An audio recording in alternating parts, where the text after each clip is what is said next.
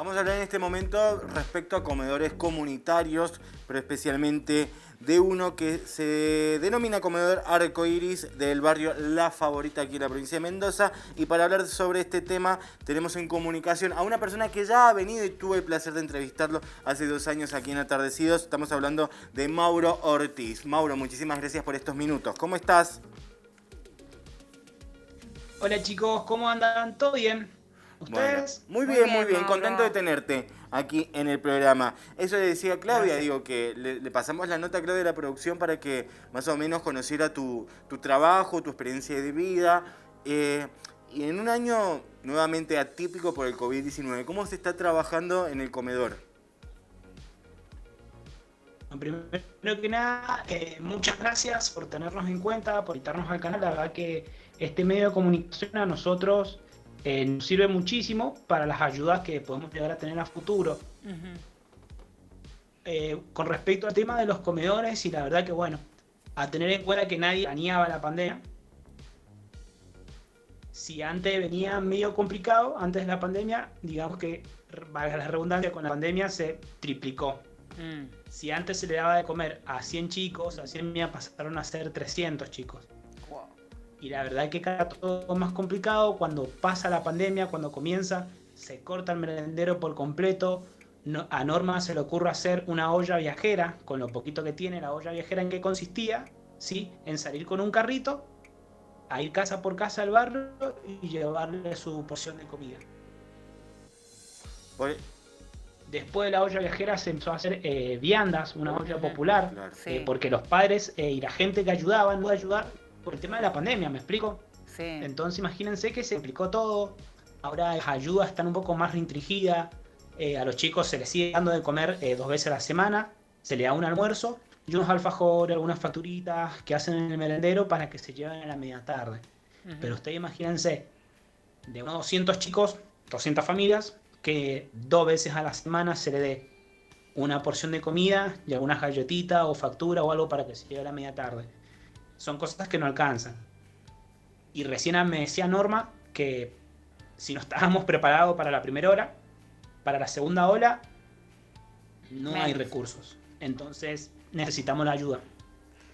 Mauro, ¿cómo puede hacer la gente para hacerles llegar la ayuda? Tenemos entendido que, bueno, lo acabas de decir vos, está complicado. La pandemia también condiciona un poco más la llegada de ayuda, pero sabemos que hay gente que tiene intenciones siempre de dar una mano, entonces por ahí que nos cuentes cómo pueden acceder a ustedes para hacer llegar esa ayuda de alimentos, tal vez hasta otros recursos, porque también hay que tener en cuenta que se viene el frío, las bajas temperaturas y por ahí colaborar con ropa no viene mal, ¿no? No. Lo que tienen que saber la gente es que a nosotros, con que nos donen un paquete de fideo, un busito o lo que sea, a nosotros siempre nos ayuda. ¿Por qué? Porque toda ayuda viene bien por más mínima que sea. Los medios para ayudarnos son nuestras redes sociales, que es Comedor Merendero Arcoiris en Facebook y en Instagram y en Facebook Un Sol en Tus Manos. Yo de todos modos después les paso el WhatsApp de Norma, que es la dueña directa de Merendero. Pero la verdad, chicos, que se viene bastante complicado. Imagínense que en menos de un año, de pasar a tener 150 chicos, son 300. Se viene una segunda ola, se viene el invierno y pone mal, pero por sobre todo da un poquito de miedo. ¿Cómo se hace para el merendero cuando tenés que cumplir los verdaderos estrictos protocolos? No tenés tanta gente que te ayude, claro. Por esto mismo la pandemia. La verdad es que se complica muchísimo más la situación con el COVID. Siguiendo hablando sobre este virus, ¿cómo fue la situación dentro del comedor teniendo en cuenta las medidas sanitarias pertinentes para seguir dándole de comer a los chicos del barrio? Digo, ¿se contagiaron muchos? ¿Cómo es la situación de las familias dentro de ese barrio con el COVID-19? Con respecto a COVID-19, cuando Norma empieza a hacer la olla viajera, ¿sí? Ella tiene hijas que le ayudan en el merendero. Cuando empieza a hacer la olla viajera, se interfiere la municipalidad en un buen sentido de la palabra con el tema de los protocolos. Al principio como que no nos dejaban salir, no de malos, sino porque estábamos en plena pandemia y los protocolos tienen que ser muy estrictos y con mucho cuidado. Claro. imaginamos que alguien, por esas casualidades de alrededor de Norma, esté contagiado y se contagian 150 personas. Claro, claro. Entonces se complicó mucho, pero se pudo. Ujú. ¿Sí? Con respecto a las familias, dentro del merendero, por suerte no hubo ningún contagiado con respecto a que haya contagiado a los demás. Ujú. Los contagiados que han habido en el barrio de La Favorita ¿sí? han sido por diferentes tipos de motivos. Por ejemplo, el laburo que ellos han tenido, que mucha gente trabaja en la construcción, en la cosecha, o vive en casas muy, muy lejanas, que los han contagiado y no han sabido de cómo reaccionar. Claro. Por ahora es algo que podría llamarse, ¿no?, que está controlado. Esperemos que Tal cual. no tan solo en el barrio, sino en ningún lado se desate. Tal cual. Mauro, ahora siendo un poco cómo es la situación de los chicos, pensando en que durante la pandemia, la misma pandemia desnudó cosas bastante particulares con la virtualidad, chicos que realmente no tenían los recursos tecnológicos para poder cumplir con el tema de las clases virtuales. ¿Cuál fue la realidad que se encontraron ahí los chicos en La Favorita? Me imagino que ellos no estuvieron ajenos a esta situación, ¿no? No, para nada. Bueno, con respecto a la tecnología que hoy por hoy se utiliza como método para enseñar en las clases, pero bueno, allá directamente eso no existe. Si bien sabemos que muy poquitas familias, los barrios, sí, están en una posición buena, podría decirse que tienen un pequeño ingreso de plata, son poquitas familias, ¿qué voy con esto? Que son poquitas familias que tienen un celular y que tienen internet. Claro.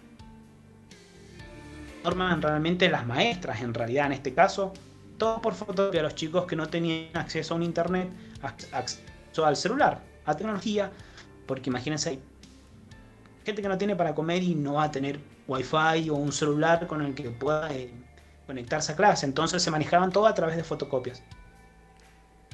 Norma ayudaba o conseguía o le donaban algo de dinero, entonces se comunicaba con las maestras y fotocopiaban todo lo que los chicos tenían que hacer, pero con respecto a tecnología y esas cosas, nada. Si la realidad es cruda, en ese sentido sigue siendo peor, ¿me explico? Se vio Sí. mucho más complicada esa situación. Yo te veo haciendo también como un análisis de campo, pero nosotros te estamos preguntando como un profesor, ¿qué pasa con esto, con el COVID, con la conectividad? ¿Cuántas personas van al merendero? Digo, se sumaron, se aumentaron, obviamente por razones que estás dando vos, también por el COVID, la falta de trabajo, ¿no? Falta de ingresos. Pero yo me pongo a pensar, Sí. ¿cómo es la situación tuya en tu cabeza? Que digo, por ahí se está cayendo el mundo a pedazos, entre comillas, y ves la televisión, lo prendés y reina hasta la parte individual de cada persona y no piensa en el otro, y vos seguís con Norma y con todo un equipo ayudando a la gente de ese barrio. ¿Qué te pasa por la cabeza? ¿Cuál es el sentimiento que genera? Y la verdad que es como lo dije una vuelta cuando fui al programa. Cuando uno se da cuenta que encontró su vocación en el trabajo, en el ayudar, en el ser médico, en el ser docente, ¿por qué pongo estos ejemplos? Porque cuando uno se da cuenta que encuentra su vocación en eso, y eso es lo que te hace feliz, eso es lo que no te limita a que no te quedes de brazos cruzados. Cuesta, porque es difícil. Mi grupo que ayudo también al merendero estuvo frenado 1 año por todo este tema de la pandemia y era reentendible. Pero era, no voy a decir la palabra porque, bueno, complicado, porque imagínense de estar ayudando poquito, porque ayudo poquito, a que no hacer nada. Claro, y prender la la tele y que te llegue WhatsApp, que hay niños que te golpean la puerta, en el caso del merendero de Norma, a las 3 de la mañana porque no tienen para comer, familias llorando, que te llegan WhatsApp si le podés dar una mano, es desesperante, es frustrante porque decís, ¿qué hago? Si no tengo nada a mi alcance para poder ayudar. ¿Y te da bronca, Mauro, la situación que ves a través de las redes sociales? Te puedes meter a Facebook, a Twitter, prender hasta el mismo televisor, escuchar la radio, que hay gente que se queja de, por ejemplo, hablábamos con Claudia recién, que no se puede festejar el cumpleaños por las restricciones, que no puede salir a tomar una cerveza porque hay restricciones. Digo, esa situación complica, y si hacemos un paralelo con esta situación que está contando Mauro, con la situación que se puede llegar a ver en otros ambientes, eso digo, ¿te da bronca? Digo, ¿no hay concientización de esta situación? ¿O miran para otro lado? Yo creo que la gente, mira, yo creo que la gente es muy consciente. De ahí en más, que le guste ser ignorante es otra cosa. Yo por ahí decía, ¿a quién no? Creo que a mí, a vos, a todos nos gustaría ir a estar en un bar, tomarse algo con unos amigos, ir a una fiesta, que esas costumbres no se pierdan. Creo que es lo más normal. Pero ya no pasa a ser normal cuando estás viendo que está todo muy complicado. Sí, la gente se queja porque no puede ir a la fiesta, no puede ir a los bares y demás. Cuando esa gente tiene con qué defenderse, esa gente que se queja tiene con qué defenderse y no mira un poco lo que está pasando al otro lado, que gente que no tiene ni siquiera para defenderse. Claro. ¿Me entendés? Que vos pasás caminando por la calle Colón y en algunas facultades están durmiendo afuera. Que hay chicos que para esta época su casa, y es literal, pueden ir a confirmarlo cuando quieran, esa gente que tanto se queja, que demás y que bla bla, que tienen casas que son literalmente 4 palos y envueltos con un nylon negro. Claro. Y ellos se quejan de que no hay fiesta, de que no pueden ir a los bares, entonces decir, ¿de qué te quejas si estás bien? O medianamente bien, y tenés un techo donde dormir. Ponete la otra vereda, y ahí vas a ver cómo cambian las cosas. No sé si pasa por el tema de ser empático, porque creo que es muy difícil eso. Pero pasa por el tener 2 dedos de frente y decir, tengo que cortar con esto y ayudar de otra manera. Pero bueno, eso es como muy personal. Quien no lo vive, no va a saber. Mauro, ¿qué es lo que te dicen los chicos, El las egoísmo y la familias? ignorancia en ese sentido es como muy fuerte. Sí. La pregunta ahora va por el lado, ¿qué te dicen las familias, los chicos? ¿Tienen esperanza? Digo, a pesar de todo, ¿tienen esperanza de salir de esa situación? Te cuento esto porque, y te lo pregunto, porque más de una oportunidad cuando uno habla con gente que trabaja ayudando a familias carenciadas, muchos dicen que están hasta resignados. ¿Cómo es la situación ahí en el barrio La Favorita? Mirá, con respecto a lo que nos comenta la gente, y hay muy pocas esperanzas. ¿Por qué? Porque ustedes imagínense que si la situación antes de la pandemia venía complicado, con la pandemia, como dije recién, se triplicó. La gente que por ahí antes salía a vender pan casero, tortitas o facturas, ahora no lo puede hacer porque estamos en pandemia. Y todo rige por un protocolo.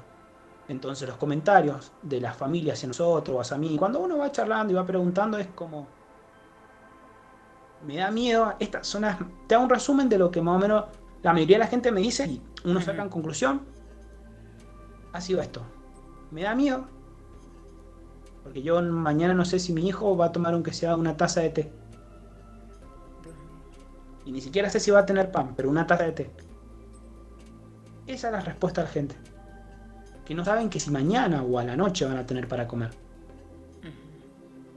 Y que no saben si mañana van a poder salir a trabajar. Que no saben si mañana van a recibir ayuda de algún lado. No saben, es incierto. ¿Por qué? Porque tienen miedo. Porque están sin esperanza. Y también es lo más entendible. Tal cual. Sí, por Cuando ahí. uno es padre, que no lo soy, pero... Sí, pero te das así cuenta. decía que cuando uno es padre... tal cual. Y es fuerte escuchar las realidades porque es como te mira un padre y te dice no sé qué hacer porque mañana no sé si le voy a poder dar de comer. Viven el Mañana día a día, por decirte, ¿no? porque es una realidad y vienen varios días. No, aparte, la Eso lo decía, situación. ellos me dicen que para mañana. Sí.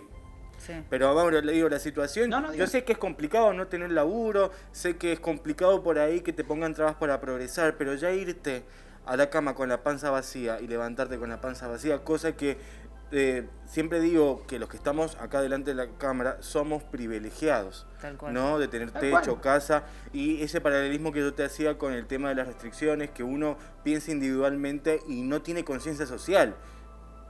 Tal cual. Tal cual.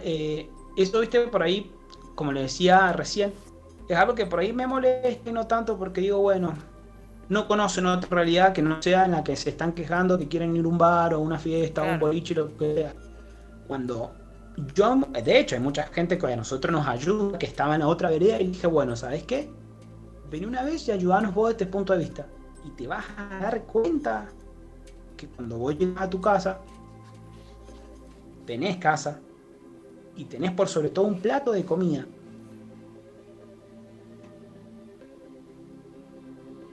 No, realmente muy fuerte. que sean chicos que le están golpeando Norma por ese plato de puchero que vos no ves. Mauro, bueno, Entonces como yo trato de hacerles ver, pero bueno, es como le dije recién, cuando se crucen de vereda lo van a entender. por Tal supuesto. cual. Mauro, entonces tenemos los números en el graph para ayudar al comedor y también tenemos las redes sociales para comunicarse, los televidentes acá en Señaluda, atardecidos, para ayudar, para solidarizarse y obviamente estar por lo menos, como dice Mauro, yo creo que con 5 minutos estando de la parte de la vereda donde está él ayudando, te hace un giro de 180 grados, seguramente. Así que tenemos las redes sociales y los números para ayudar en este momento tan difícil que está pasando no solamente Mendoza, la Argentina, sino el mundo.